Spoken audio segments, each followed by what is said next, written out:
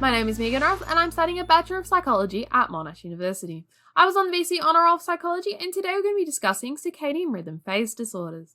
So in this video I'm going to talk about what is a circadian rhythm and then we'll move on to Circadian Rhythm Phase Disorders. And then we'll discuss reasons it can occur, which include adolescence, shift work and jet lag. So a circadian rhythm is physical, mental and behavioural changes that follow a 24-hour cycle. So you probably wake up at a similar time every day and you probably want to go to bed at a similar time every day. And you may also experience a 3 p.m. slump. In terms of behaviour, I'm very grumpy in the morning and I get a bit happier towards lunchtime, so that would be kind of a part of my circadian rhythm. Now moving on to circadian rhythm phase disorders. So this is a sleep disorder that involves sleep disruption that is primarily due to a mismatch between an individual's sleep-wake cycle and what they desire it to be. Now, the reasons for this can be biological. So the body is having trouble maintaining the biological mechanisms or regulating the sleep-wake cycle. So our sleep hormone is melatonin. So this helps us get tired and want to go to sleep. So if the body is releasing this at the wrong time, we may have a mismatch between when we actually fall asleep and when we want to. There may also be a mismatch between the person's schedule and their sleep-wake cycle. So I'm a uni student, so you imagine that I stay up late and I wake up late. But when I was in high school, they wanted us to wake up early. So now if I did that, there would be a mismatch between my schedule and my sleep-wake cycle. And then we can also have a mismatch between a sleep-wake cycle and the environment. So if you're doing a night shift, you want to sleep during the day and stay awake at night. But this doesn't quite match up with the environment outside, because our body wants to be awake during the day and it wants to be asleep at night. So that'd be a mismatch between the sleep-wake cycle and the environment.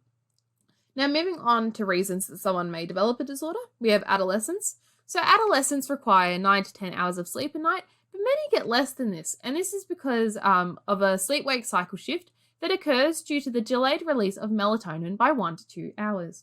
So we call this a delayed sleep disorder because it is delaying the onset of sleep. So it's just a part of adolescence that melatonin is released later than adults, so that 1 to 2 hours later. So most adolescents are required to get up early despite this, so sleep deprivation can occur, and is the reason why sometimes teenagers are grumpy. They can also develop what we call a sleep debt. So sleep that is missed is required to be made up later. So this is why adolescents tend to sleep a lot on weekends, because they've missed out on the sleep during the week because they've had to get up for school and they're falling asleep later than what is ideal because of that delayed melatonin release. Next, let's have a look at shift work.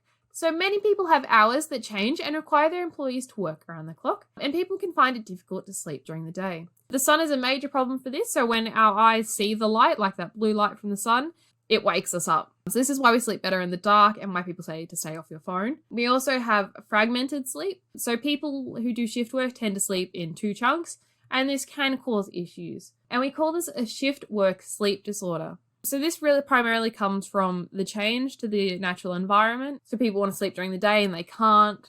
They take multiple naps. It just turns into an issue. And especially with people who have shifts that change a lot, that also can cause many issues. Because if you're doing night shift for a long period of time, you tend to get used to it. But if you're working night shift and then go to day shift, your body doesn't have the chance to get used to it, and that can cause issues.